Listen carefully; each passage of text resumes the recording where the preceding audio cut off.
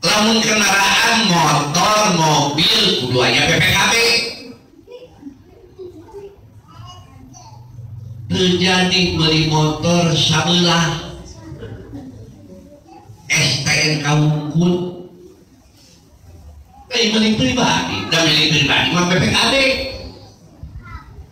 Mobil selesai nomor nah itu mobil tahun murah tapi murah. Oh jenengan STNK Unggul tong dibeli doraka numata abdi memeliti polisi kajeun oknumna, numata abdi memeliti kejaksaan oknumna, aya kedua nyontohan, numata abdi memeliti dan ramil koramil anggotana oknumna. Jadi numata abdi melakukan bawaan bawang terhadap ke polisi kajeun dianu kasar ku urang, dianu nganapakahan bojo eta motor lebar teuing lamun dahar barang haram.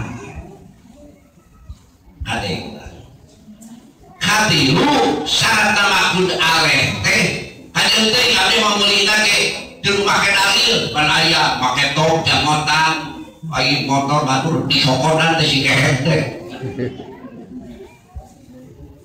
motor kiritan copot dijual ku manehanana karena banknya cimaki manehanana kokojo kajeun teuing make tok jangotan ngadalil Abu Jahal ge bisa ngadalil. Itu syaratna makut areh kudu milik pribadi. Tos